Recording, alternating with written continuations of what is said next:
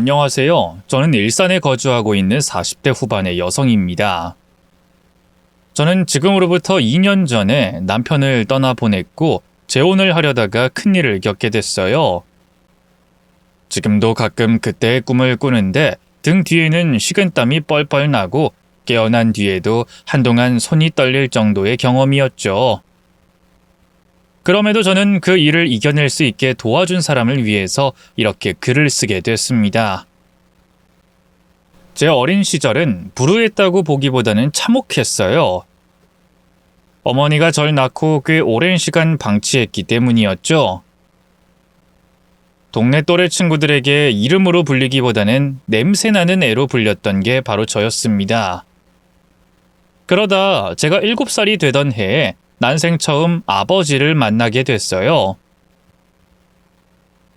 검게 탄 얼굴에 커다란 덩치, 딱딱한 굳은 살이 가득한 손, 그리고 코를 찌르던 악취가 기억납니다. 하지만 그런 외형적인 것보다 가장 기억나는 건 따뜻한 목소리였어요. 너 밥은 먹었니? 배가 고프진 않어? 옷을 왜 그렇게 얇게 입었어? 아빠? 진짜 내 아빠예요? 그렇다고 하는구나. 내가 네 아빠야. 근데 왜 한 번도 안 왔어요? 몰랐어. 아빠가 너무 못나서 네가 세상에 태어난 걸 몰랐다. 정말 미안해. 아버지는 제게 처음으로 사과를 한 사람이었습니다. 저를 홀로 내버려둔 어머니도 매번 절 놀리던 친구들도 한 번도 저에게 미안하단 말을 하지 않았거든요. 그런데 그때 말고 또 한 번 아버지가 똑같이 제게 사과를 하셨을 때가 있었습니다.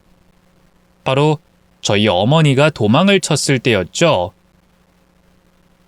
잘 부탁한다는 말도 쪽지 하나도 남기지 않고 말입니다. 정작 제게 미안해야 할 사람은 어머니였는데 아버지가 계속 사과를 하셔서 이상하다는 생각을 했던 걸 기억하고 있죠. 그날부터 저는 아버지와 함께였어요. 아버지는 환경미화원이었는데 새벽 일찍 나가서 점심이 지나면 들어오셨죠. 당시 저희가 살던 곳은 좁은 골목에 쪽방이 다닥다닥 붙은 곳이었는데 지금처럼 철문이 아니라 불투명한 유리로 이어진 그런 문이었습니다. 방음도 취약했지만 그림자가 훤히 보였는데 퇴근 시간쯤에 아버지의 커다란 그림자가 서성거리곤 했었어요.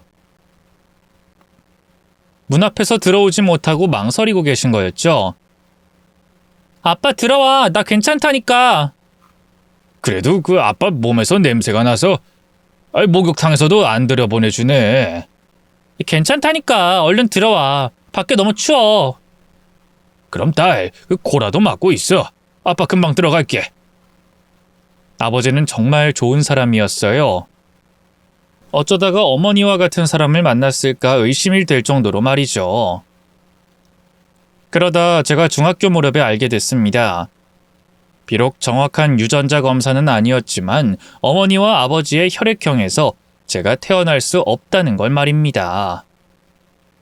그런데 딱히 크게 충격받지도 않았던 것 같아요. 아무것도 모르는 어린아이일 때도 어렴풋하게 느낌으로 알 수 있었거든요.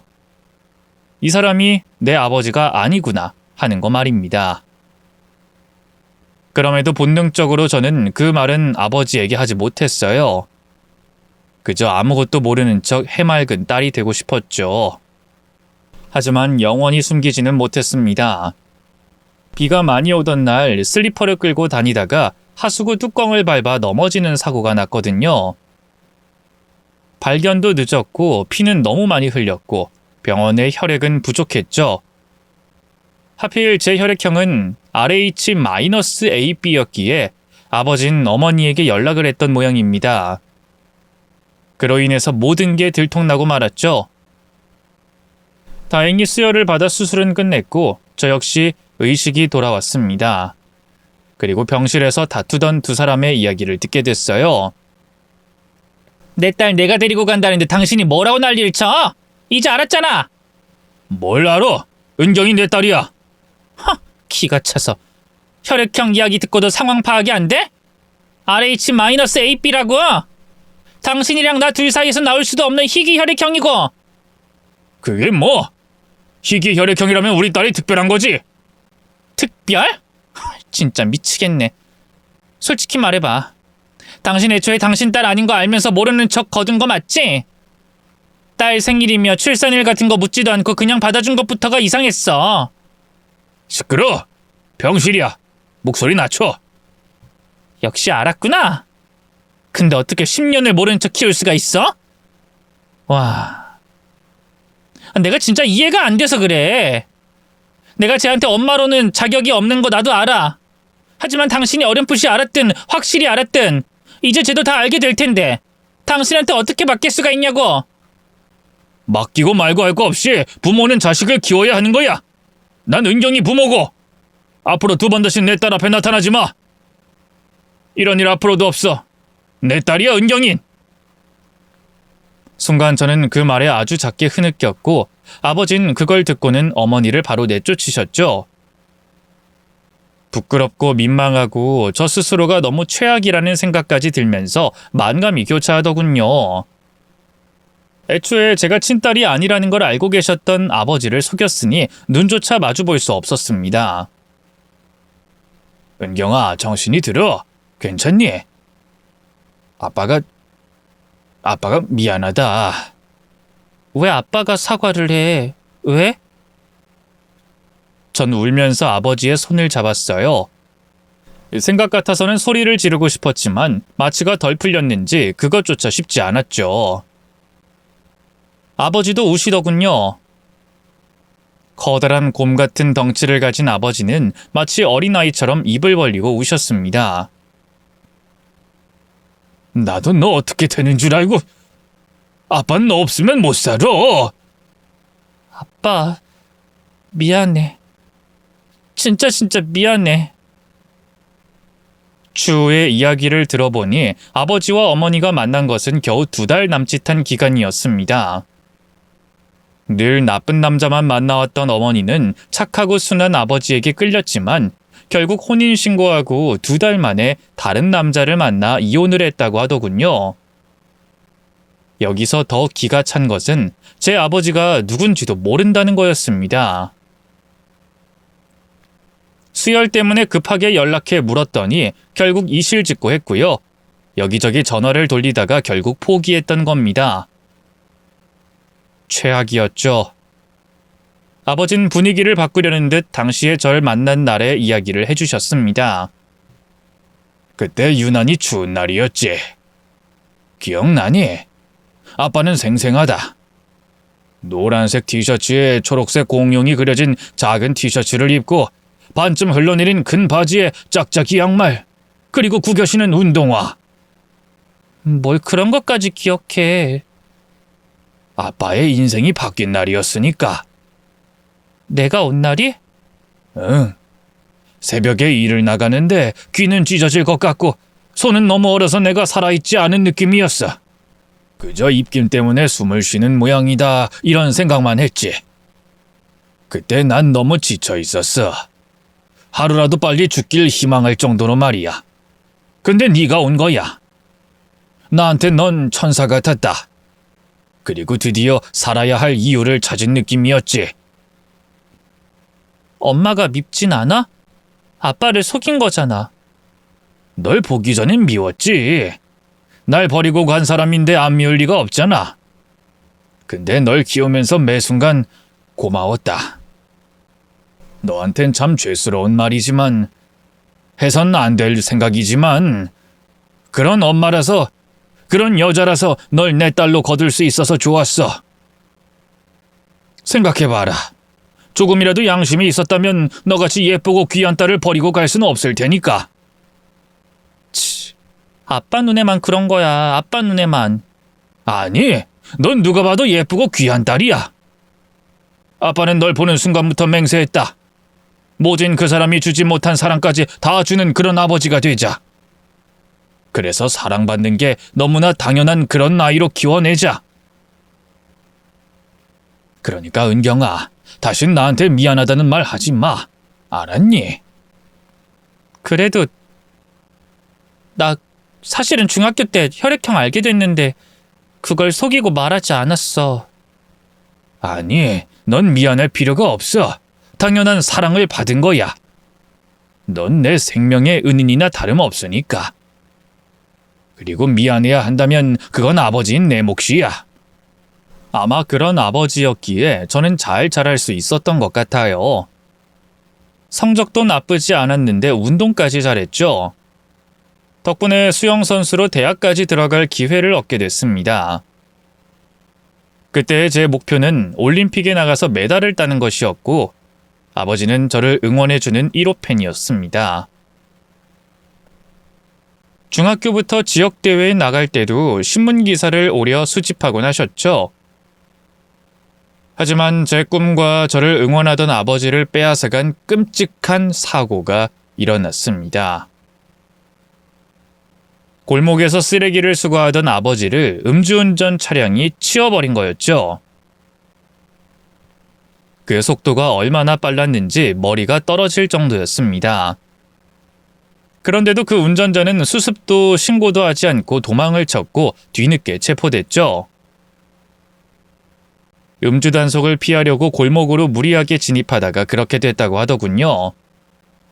가해자의 나이는 당시 27살이었습니다. 그 사람의 어머니가 와서 빌었죠. 우리 아들이 그럴 아이가 아닙니다. 정말 실수거든요. 초범이고요. 이대로 합의서도 없으면 우리 아들 인생 망해요. 네?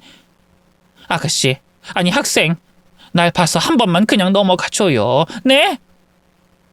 인생이요? 지금 인생이라고 하셨어요? 우리 아빠는요? 우리 아빠는 당신 아들 때문에 죽었는데 인생? 그럼 공평하게 내 앞에서 죽으라고 해요. 합의서 그때는 써줄 테니까. 아이, 당연히 안타깝죠. 저도 남편 일찍 보내서 그 심정 모르지 않아요. 하지만 산 사람은 살아야죠. 겨우 27살인데 이제 취업해서 제대로 살겠다는 애거든요. 전 이제 20살이거든요. 헛소리 하실 거면 나가요. 아니, 돈 준다니까? 아, 참 답답하네. 인생 더 살아보면 알 겁니다. 죽은 사람이 이런다고 돌아오는 것도 아니고 어느 정도는 타협하면서 살아야 될 거 아닙니까? 당신 아들 죽을 때 그 소리를 똑같이 들으면 어떤 기분일지 상상해보세요. 뭐요? 보자 하니까 어린애가 어른한테 못하는 소리가 없어? 어른? 당신 내가 경고 하나 할게. 우리 아버진 좋은 사람이었어. 하지만 난 아니거든? 두고 봐. 당신이 아들 그렇게 키운 대가는 톡톡히 치르게 될 거니까. 내 앞에서 꺼져요.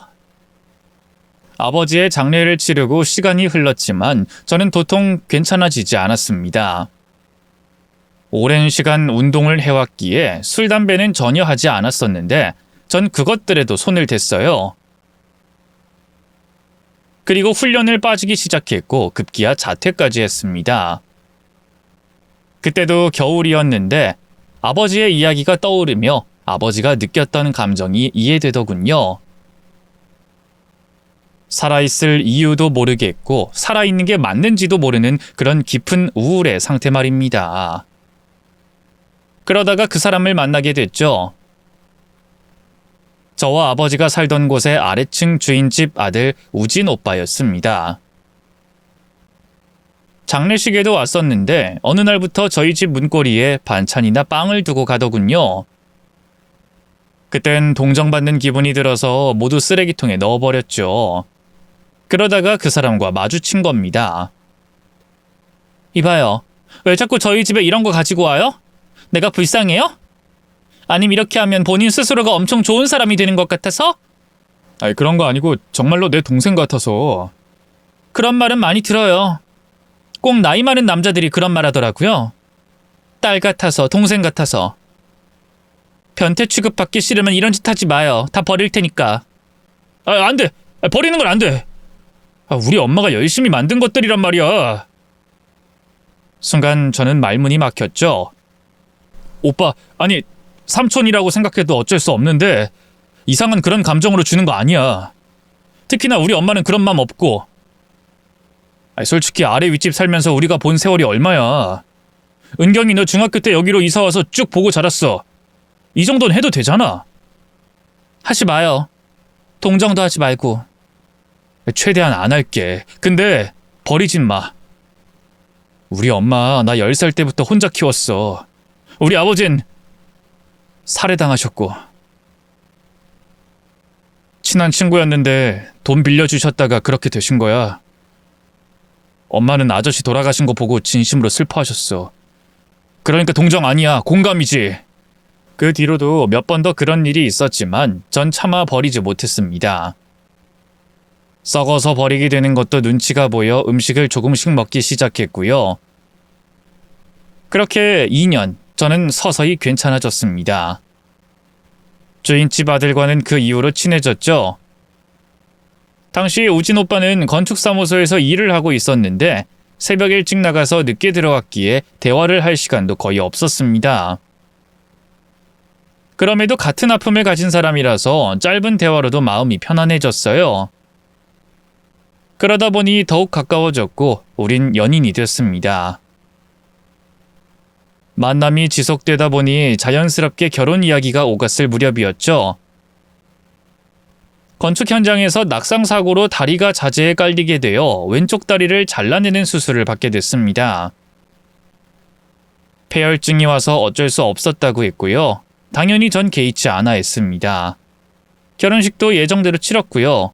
하지만 이후에 문제가 생겼죠. 오빠, 또 술이야?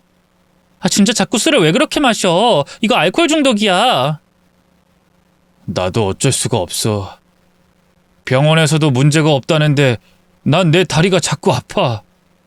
사라진 왼쪽 다리가 가렵기도 하고 아프기도 하고 그걸 견딜 수가 없어서 그래. 제발 그만 좀 마셔. 나도 안 된다는 거 아는데 그게 쉽지가 않아. 취해 있으면 그래도 아픔이 덜하니까. 난 이제 완전히 끝났어. 내 인생은 그 사고로 끝이 나버렸다고. 오빠, 아니야. 오빠 긍정적인 사람이잖아. 긍정?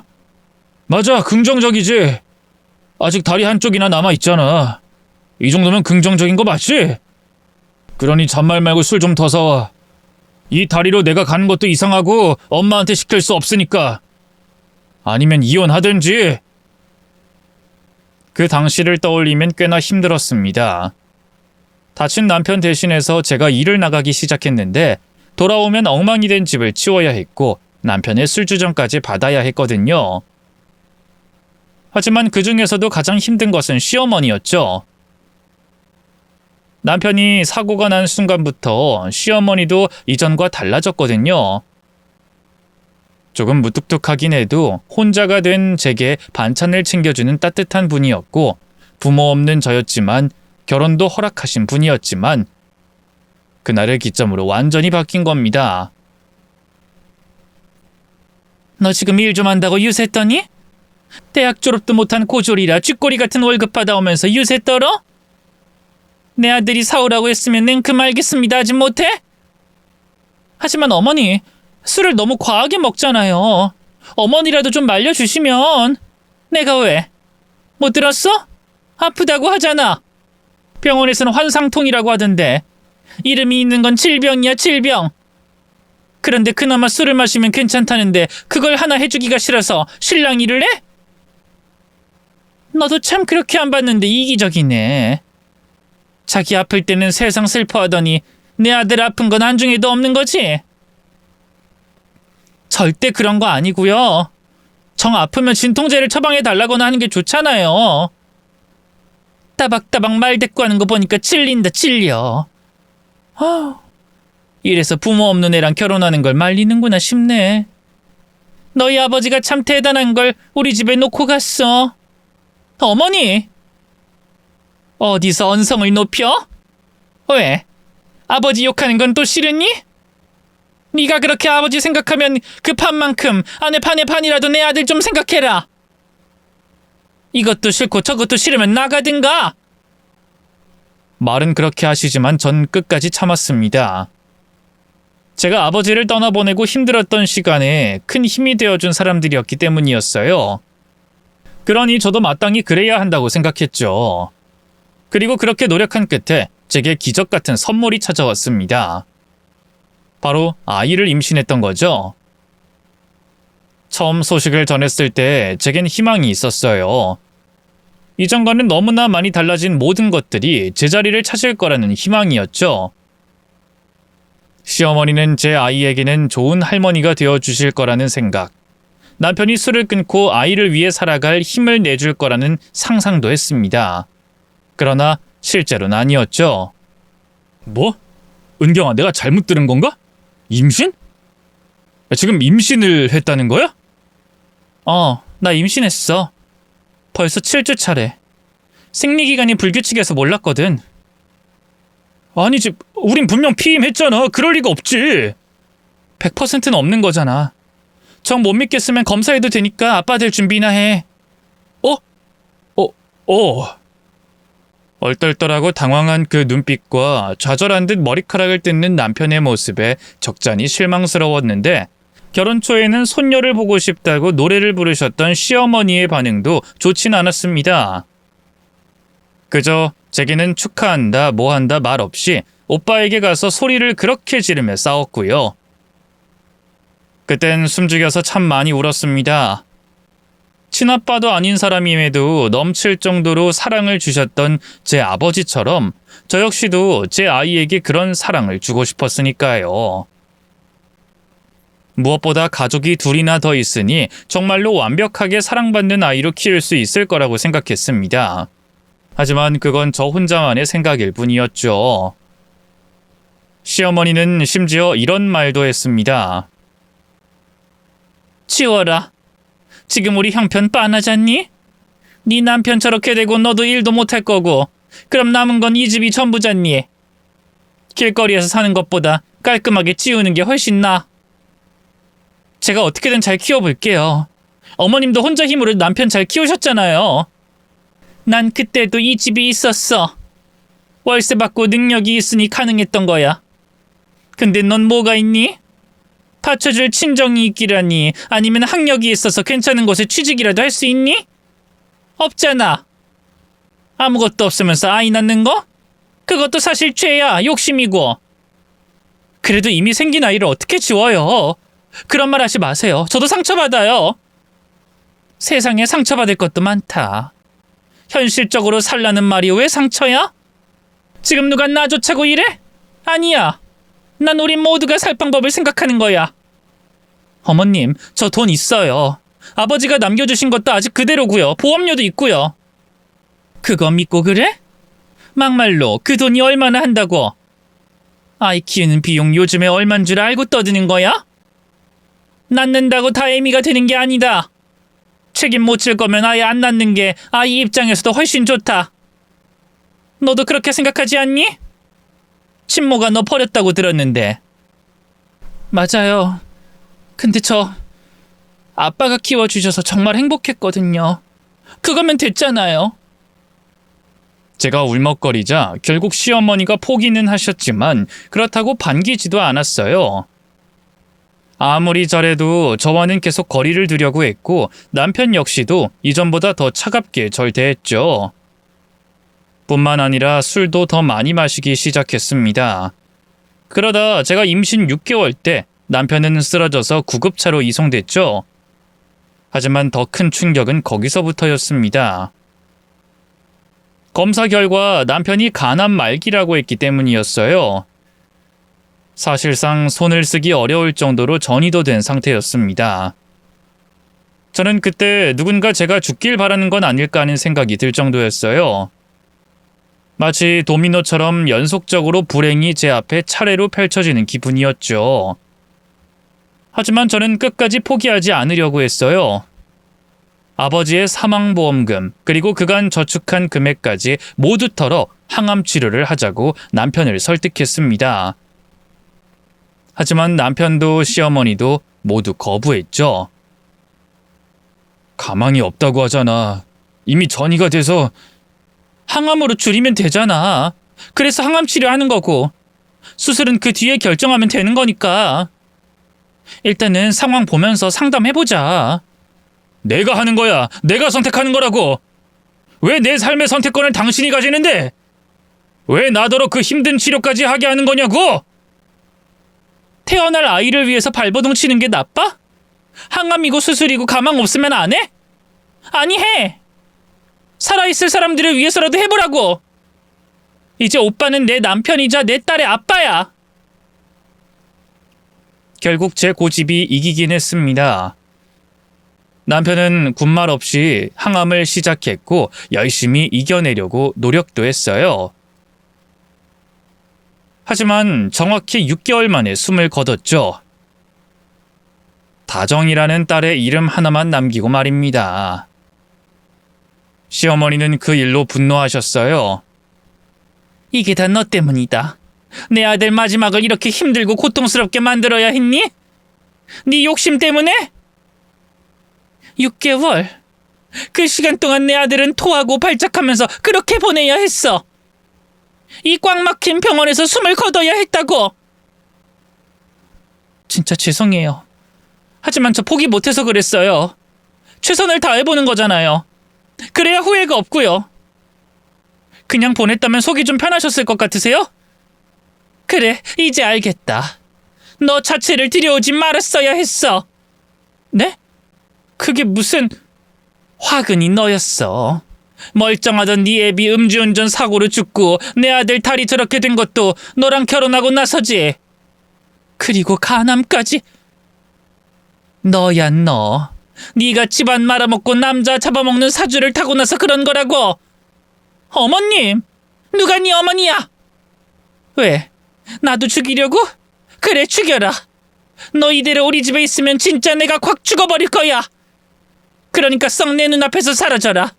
그리고 타정이 내놓고 가. 그럼 내가 재산도 어느 정도 줄 테니까. 어때?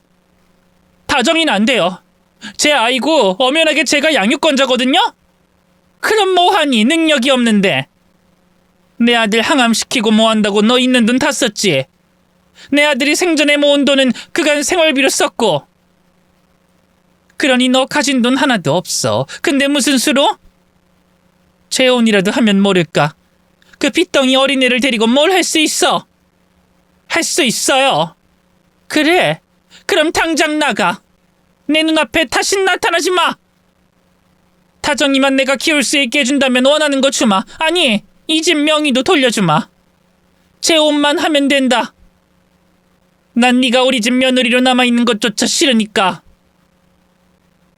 안녕히 계세요, 어머님. 건강 꼭 챙기시고요. 내가 분명히 말했다. 계속 고집 피우고 다정이 고생시키면 아동학대로 신고도 할 거야. 알았니? 부양 능력이 없으면 다정이는 어차피 내가 키우게 돼 있어. 법이 그러니까. 집을 나오기까진 좋았습니다. 하지만 너무나 어린 아이를 데리고 일자리를 구하는 건 쉽지 않았어요. 눈치가 보여 모텔을 전전하는 것도 힘들어 어린 시절 살던 쪽방까지 들어가게 됐습니다. 다행히 설거지하는 일을 구하긴 했지만 아이가 울어대는 통에 결국 잘리고 말았죠. 그래서 전단지를 부착하는 일, 팔찌 만드는 부업까지 하면서 생계를 겨우 이어갔어요. 하지만 그 사이에 아동학대로 신고가 2번이나 접수됐죠. 흥신소에 의뢰까지 해서 제가 사는 곳을 알아낸 시어머니가 한 것이었습니다. 당연히 아동학대가 없었으니 조사 후에 돌아갔지만 추후에 법적으로 불리할 것 같다는 생각이 강하게 들었고요. 마치 살얼음판을 걷는 것처럼 불안한 나날이 이어지고 있을 때 우연히 남편의 친구와 마주치게 됐습니다. 남편과는 함께 일을 하던 사이였고 입원했을 때 병문안도 몇 번 와서 얼굴은 알고 있었죠. 남편의 말로는 집이 꽤 유복하다고 했었던 게 떠올랐어요. 나쁜 생각이긴 하지만 혹시나 돈이라도 빌려볼까 하는 생각에 이전과는 달리 친절하게 굴었죠. 재수 씨가 인사해주니까 전 너무 좋네요. 이전엔 본 척도 안 하셨는데. 기억나시죠? 그랬나요? 그때 제가 제정신이 아니라 좀 무례했네요. 장난입니다. 우진이한테 말 많이 들었어요. 되게 좋은 분이라는 말도요. 오빠가요? 언제 그런 말을... 늘 그랬죠. 물론 병원에서 숨지기 전에도 그런 말을 했어요. 마치 유언 같았다고 해야 하나? 그때 재수 씨는 없었죠? 전 병원에 있었거든요. 아이가 아파서 자리를 비웠는데 그렇게 됐어요. 혹시 어머님이 그런 말씀을 해주시지 않아서 갑작스럽게 떠난 줄 알았거든요. 어머님은 그러셨을 겁니다. 시어머니 입장에서 좋은 말은 아니었거든요. 무슨... 그게 실은 저한테 재수 씨를 부탁하고 떠났어요. 입으로 꺼내긴 좀 그렇긴 한데 재혼하라고 말입니다. 네? 오빠가 그런 말을 했다고요? 왜요? 그러게요. 저도 묻고 싶네요. 추측을 해보자면 제가 아마도 혼자 오래 있어서 그런 말을 했을 겁니다. 또 남겨진 재수 씨가 가엾고 딸 다정이 생각에 그런 판단을 한 거겠죠. 네. 유언도 있지만 혹시나 힘들고 어려울 때 언제든 연락 주세요. 제가 최선을 다해서 돕겠습니다. 딱히 누구랑 결혼할 생각도 없으니 호적이 필요하다든가 그런 부분도 괜찮고요. 솔직히 처음엔 좀 미친 것 같다는 생각을 했어요. 아무리 친구의 유언이라고 해도 그런 말을 꺼낸 것도 이상했고 호적에 제 딸을 올려준다는 것도 불쾌했죠. 그런데 그 사람은 그 이후로 꾸준히 연락을 해왔고 어떤 때는 다정이 장난감이나 용품을 샀다며 택배로 보내기도 했습니다. 계속 거절을 하다가 문득 남편이 저희 집 문고리에 걸어준 반찬통이 떠올라서 받았죠. 동정이 아니고 공감일지도 모른다는 생각도 들었고요. 그러다 한 번은 그분에게 현재 시어머니가 압박을 하고 있다는 것, 다정이를 빼앗길지도 모른다는 고민을 털어놓게 됐죠. 재혼해요. 그리고 다정이를 주는 거죠. 네? 그게 무슨... 됐어요. 재수씨, 우진이 어머님이 원하는 건 다정이죠. 그것만 이뤄주면 재산도 주신다고 하셨고요. 솔직히 현실을 먼저 봐요. 아직 어린 아이지만 추후에 유치원도 가고 학교도 다녀야 해요. 아이의 미래를 위해서 한 발만 물러나자는 겁니다. 하지만 우리 다정인 절대 안 줘요. 재산을 다 줘도 싫고요.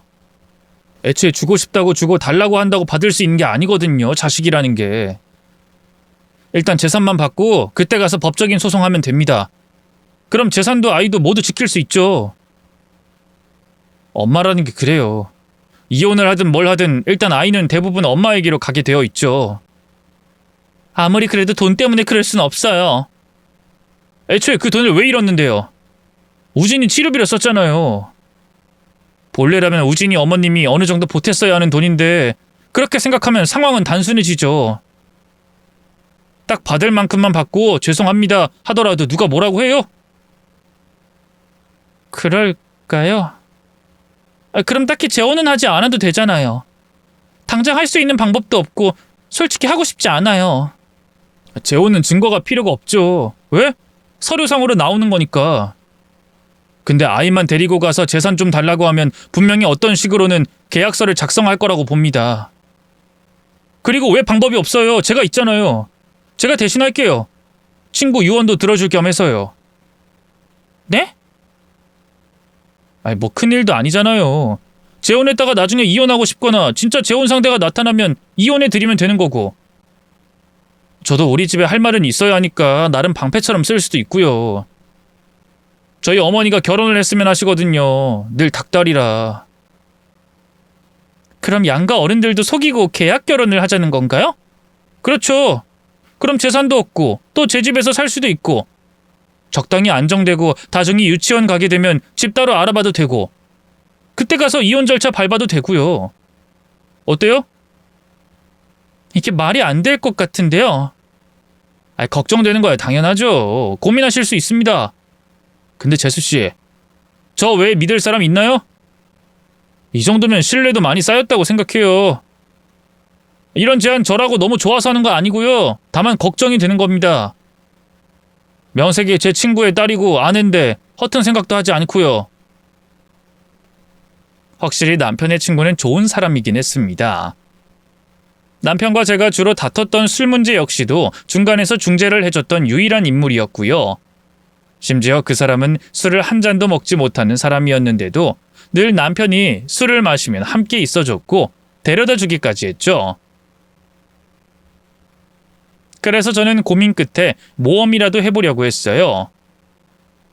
현실적으로 아이를 데리고 일을 할 수 없었기에 시어머니에겐 미안하지만 조금만 돈을 받아보려고 했던 겁니다. 그래서 혼인신고를 작성하게 됐어요. 어차피 계약적인 관계니 결혼식이나 거창한 보여주기 행사는 필요 없었습니다. 그런데 가는 길에 차가 막히면서 접수가 뒤로 미뤄지게 됐죠. 하필이면 또 금요일이었고요. 이거 어쩌죠? 이틀은 더 기다렸다가 접수해야 될 것 같은데. 다음엔 저 혼자 올게요. 아이가 있어서 이동하는 게 불편하니까요. 네, 그럼 서류 잘 부탁해요. 걱정 마세요. 이사 준비하시고 오시고 싶을 때 오시면 될 것 같네요. 저희 어머니한텐 그때 말씀드리면 되고요.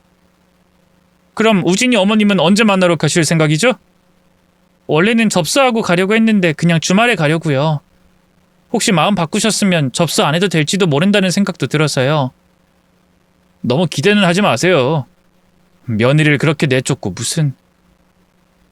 저 역시도 큰 기대는 하지 않았어요. 그리고 막상 말하려니 덜컥 겁도 났고 양심에도 찔렸습니다. 돈 때문에 아이를 가지고 거래하는 기분도 들어서 찜찜했고요. 그래서 그날 제대로 잠을 자지 못하고 다음 날인 일요일에 가겠다고 시어머니에게 알렸습니다. 다행히 흔쾌히 오라고 하셨고 긴장된 상태로 잠에 들었어요. 그런데 그날 꿈에 남편이 나타났습니다.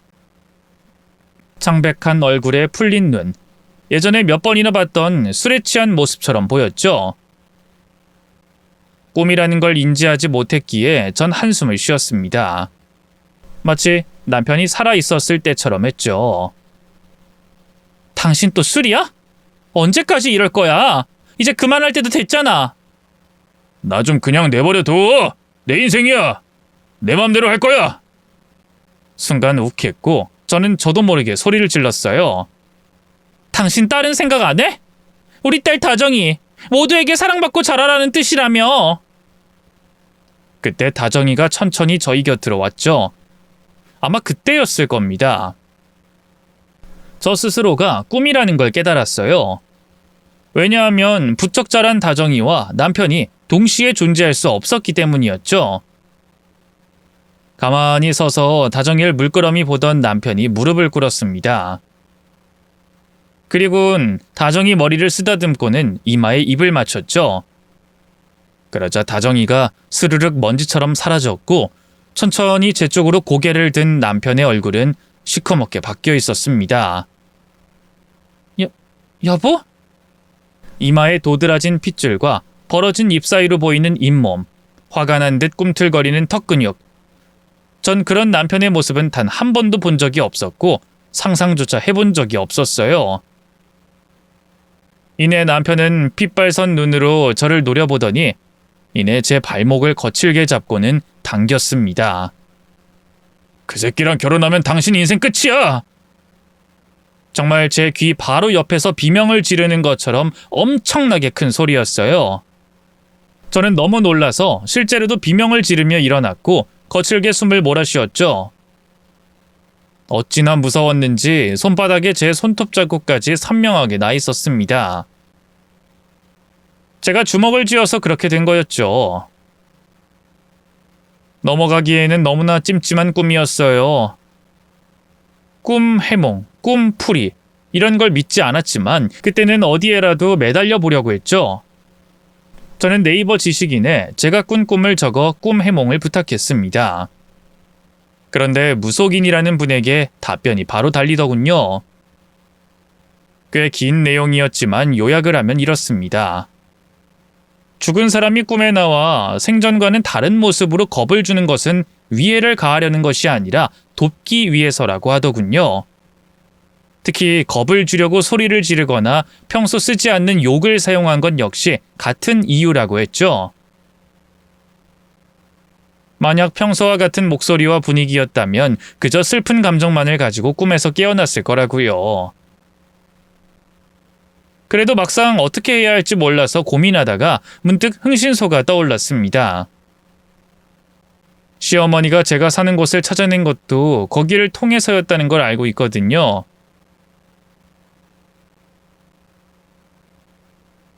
어렵진 않았습니다. 이전에 혼인신고를 작성하면서 알아뒀던 주민번호와 이름을 넘겼고 제가 가지고 있는 돈을 줬죠. 그런데 그 액수 때문에 거절당하고 말았어요. 아줌마, 이 정도는 안 움직입니다. 기름값이나 나오겠어요? 제 뒷조사 해보셨잖아요. 돈 없는 거 아실 거고 제 형편 아시잖아요. 맞죠? 또 시어머니도 가족인데 할인 이런 거라도 해주세요. 아이 참, 내가 살다 모르고 온 줄 알았더니 알고도 여길 왔어요? 자기를 뒷조사한 곳에 의뢰를 한다고요? 성격이 대범한 겁니까? 아니면 무모한 겁니까? 제가 너무 급해서요. 당장 이 사람이랑 혼인신고를 할 예정인데 바로 좀 안 될까요? 뒷조사를 의뢰하는데 혼인신고요? 무모하신 걸로 결정 내리죠. 근데 착수금 받고 적어도 일주일은 걸립니다. 빠르면 3일이고. 당장 오늘이라니. 제발요. 모자란 돈은 다달이 갚을게요. 약속 드립니다. 난감하네. 일단 그럼 기본적인 신상조사만 가능해요. 최대한 인맥 동원해 볼게요. 일단 아줌마 혼인신고 뒤로 밀어요. 여기 오는 사람들 초반에 다들 촉이 이상하다고 와요. 근데 희한하게 그게 맞더라고요. 아줌마도 그럴 겁니다. 저는 망설이다가 대답했죠. 그게 분명 정말 좋은 사람이거든요. 괜한 의심일 수도 있고 저한텐 거의 마지막 기회라 놓치기가 힘들어요. 그렇죠. 근데 이유 없이 친절하고 자상하고 착한 사람 없던데. 그 말을 듣는데 아차 싶었습니다. 그래서 당장 그곳을 나와 남편의 친구에게 연락을 했죠. 아이 때문에 멀리 나갈 수 없어서 저희 집으로 왔고요.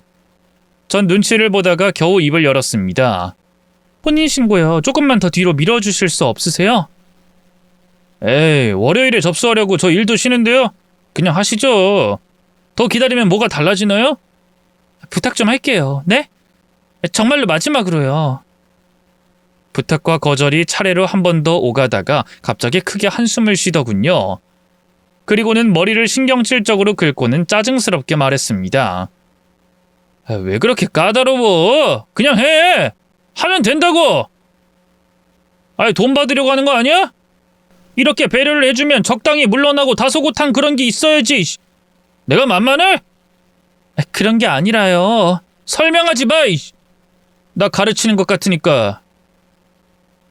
야, 그 정도로 했으면 그냥 하는 거야. 옷가게에서도 옷 골라주고 직접 입어보고 그러면 티셔츠라도 한 장, 양말이라도 한 짝 사는 게 예의라고. 넌 부모한테 그런 것도 안 배웠냐? 갑자기 왜 그러세요? 제 말에 무슨 발작 스위치라도 눌린 듯 일어나서 소리를 지르더군요. 시끄럽게 굴지 말고 돈이나 받아와! 순간 그 사람 입에서는 술 냄새가 풍겼습니다. 검고 어두운 피부에 충혈된 눈, 돌출된 이마 혈관까지 제가 꿈에서 봤던 남편의 기괴한 얼굴과 똑같았죠. 소름이 끼쳤고 당장 혼인신고 서류를 돌려받아야 된다는 생각만 들더군요. 혼인신고서 내놔. 이거 사기야. 당신이랑은 절대로 재혼 안 해. 근데 난 할 수 있어. 뭐 어쩔 건데? 사기 결혼해서 재산 빼돌리려고 했다고 경찰에 자수라도 하게? 내가 언제 너 좋대? 야, 착각하지 마. 우린 적당하게 붙어 있을 거야. 그리고 네가 힘들면 위자료 좀 챙겨주고 끝. 아름다운 이별이지. 닥쳐. 진짜 당신이란 사람 쓰레기구나. 왜? 그럼 나들 어쩌라고? 나도 다 사정이 있어. 몇 번 사고 좀 쳤더니 우리 집에 돈 나올 구석은 없고 난 먹고 살아야겠더라고. 그래서 너 남편한테 접근했지. 근데 도통 그놈은 넘어오질 않아. 엄마 돈이랑 자기 돈을 구분시켜 놓는 효자더라고. 근데 그놈이 딱 뒤졌네? 어린 마누라가 남았고 늙은 시어머니와 사이 안 좋고 손녀 문제로 다투고 있다. 각 나오지. 당신 미쳤어? 그래도 친구였잖아. 친구가 어디 있어, 이 나이에. 동화 속 왕자님 같은 소리 하네. 자기 다리 하나 잃었다고 빽빽거리면서 우는 거 들어주는 것부터 힘들었어. 내가 걔였으면 놀고 먹게 해주셔서 감사합니다 하고 하늘에 기도를 했을걸. 왜? 그 새끼 엄마가 들어앉은 그 땅이 얼마라고 생각해? 예전엔 싸구려 전원주택이었겠지만 지금은 부르는 게 값이야. 싹 밀어서 건물 지어 올리면 못해도 3배는 먹을 수 있다고. 그럼 더도 덜도 말고 딱 반반 나누자니까? 아니, 혼인 취소 소송 걸 거야. 그럼 난 당신이 딸 학대한다고 경찰에 신고할 거야. 우리 법적으로 부부가 될 거야. 근데 여러 번 신고까지 당했는데 나까지 신고하면 어떻게 될까? 뭐 그렇게 싸워볼래? 아니면 양심적인 척 그만하고 나랑 손잡을래? 어차피 혼인신고는 아침에 날 밝으면 바로 하면 되고 넌 절대로 자수 같은 거 못해. 아이 양육권까지 잃게 되니까. 그럼 만약에 어머님이 돈 안 주시면 그땐 어쩔 건데? 그래도 한량으로 살면 되는 거지. 너랑 나 그리고 내 딸까지 함께 오래오래.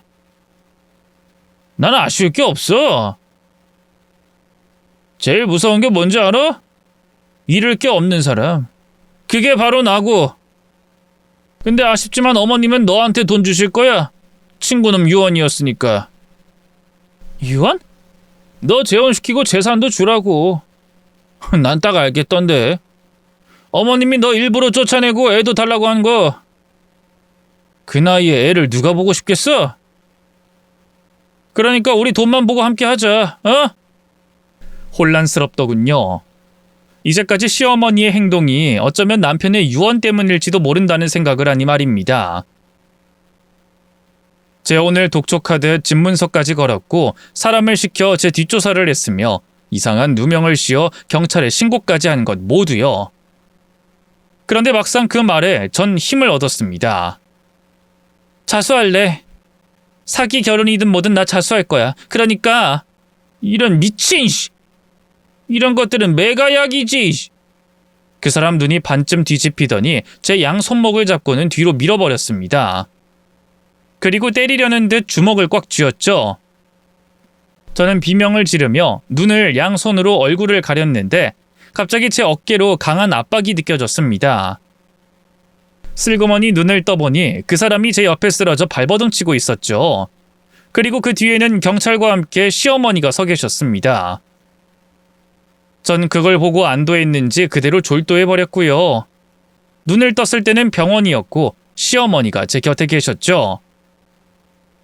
어머니, 도대체 어떻게 된 일이죠? 오늘 나랑 보기로 했는데 잊었니? 마침 네가 전화를 안 받는다고 흥신소 직원이 연락이 왔더라. 우진이 친구 말이다. 그 녀석 뒷조사를 하다가 나온 정보를 알리려고 했나 봐. 무슨 정보요? 근데 그 사람은 어떻게 됐어요? 폭행, 협박, 주거 침입까지 싹 다 걸었어. 뭐 당분간은 괜찮을 거야. 이전에 폭행 전과가 있어서 쉽게 풀려나지도 않을 거고. 근데 문제는 그 인간이 너희 아버지 차로 치어 죽인 음주운전자라는 거다. 그런 범죄자가 내 아들 곁에 있었다니. 진짜 끔찍한 악연이네요. 그런 놈이랑 재혼을 하려고 했다니. 머릿속으로 상상했더니 남편이 왜 꿈에 나와 재혼하면 인생이 망한다고 했는지 알게 됐어요. 모르긴 몰라도 그 사실을 알게 됐다면 전 아마 그 인간을 가만두지 않았을 테니까 말이죠. 어쩜 인생이 망하는 게 제가 감옥으로 가는 최악의 상황일지도 모르고요. 음주운전 기록만 무려 9번, 무면허로 취소가 된 상태로도 차를 몰고 다녔나 봐. 그런 놈을 친구라고 사귄 내 아들도 문제지만 넌 그 인간 얼굴도 몰라 봐? 가해자는 저를 한 번도 찾아오지 않았으니까요. 제가 기억하는 건 그 사람 엄마죠. 죄송해요. 제 탓도 있어요. 그런 끔찍한 놈을 제 딸 곁에 두려고 했어요. 돈에 눈이 멀어서. 아니다. 그냥 돈 좀 쥐어주고 좋게 보냈어야 했어. 애초에 우리 방법이 틀렸지. 우리 방법이라뇨? 알고 보니 남편이 다리 절단 수술을 받은 직후 저와 결혼조차 하지 않으려 했다고 해요. 하지만 시어머니가 적극적으로 밀었다고 해요. 결혼하면 나아질 줄 알았던 거죠. 하지만 남편은 점점 망가지는 스스로가 비참하기도 했고 무엇보다 아이를 원했던 저였기에 헤어지려는 결심을 굳혔다고 했습니다. 심지어 그땐 시어머니 역시도 남편의 말에 동조했죠. 그래서 일부러 술도 더 많이 먹고 시어머니도 모진 말로 절 내쫓으려고 한 거였어요. 내 아들의 행복을 위해서 널 잡아두는 게 죄라고 생각했다. 미안할수록 더 모질게 했지. 헌데 넌 그걸 견디더라. 핑계처럼 들릴지 몰라도 괴롭히는 우리도 고통스러웠어. 하지만 내 아들이 원했고 나 역시도 그랬다. 우리 집에 새들어 살 때 늘 네 웃음소린 담장 밖을 넘었어. 무뚝뚝한 나와 아들의 공간에도 활기를 불어주던 그 웃음 말이지. 그런데 아들 그렇게 되고 힘들어하는 널 보는 건 우리에게도 고통이었다. 아무리 그랬어도 그건 아니죠. 아님 나중에라도 말씀을 해주셨어야죠. 그러려고 했다. 네가 임신하고 내 아들이 정신을 차리겠다고 했던 순간엔 그랬지. 미안하다고 빌자고 그렇게 말했고. 근데 아들이 덜컥 암 선고를 받은 거야. 아들의 유언은 너에게는 좋은 사람을, 또 딸 다정이에겐 좋은 아빠를 만들어달라는 거였고. 그게 말이 돼요? 살아있는 동안 좋은 아빠가 됐어야죠. 좋은 남편이 되었어야죠. 맞다. 근데 우린 네가 아버지를 잃고 상심하던 걸 곁에서 지켜봤던 사람들이었어. 죽어가던 눈, 뼈가 드러날 정도로 말랐던 몸까지도. 그래서 선택했다. 나쁜 사람이 되기로. 다시는 떠올리기 싫은 기억으로 남도록. 내 아들은 오로지 널 위해서 그렇게 했어. 물론 후회는 한다. 아마 내 아들도 그럴 거야. 미안하다 우리가 정말 생각이 짧았어. 내가 평생을 속지 않은 마음으로 살게. 내 재산도 다 넣어주마.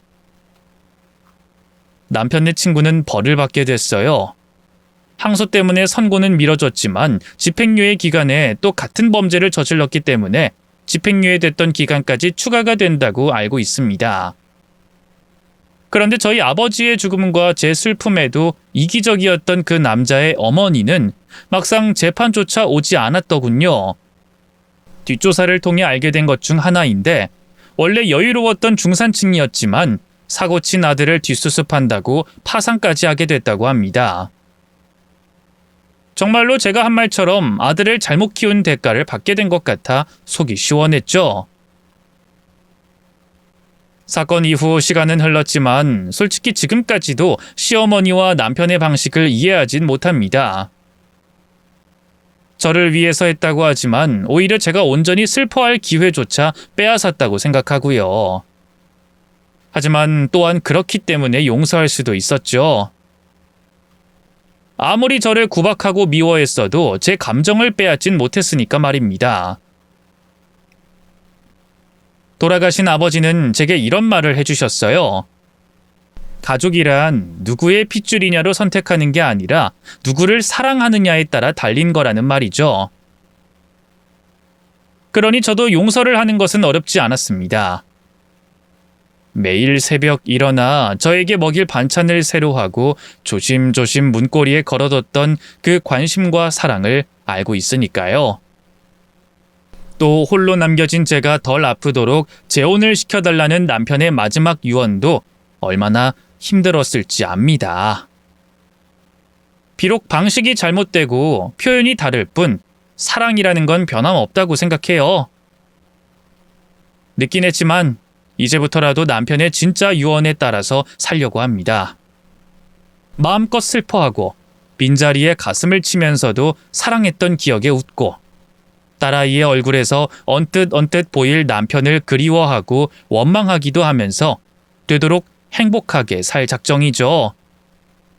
물론 시어머니도 함께요. 그 사건 이후로 시어머니는 어쩌면 저보다 더 많이 힘들어 하십니다. 하필이면 아버지를 죽음에 이르게 한 남자를 만날 뻔했으니 모든 것을 본인 탓으로 돌리고 계시고요. 하지만 저는 오히려 만나게 되어 시원합니다.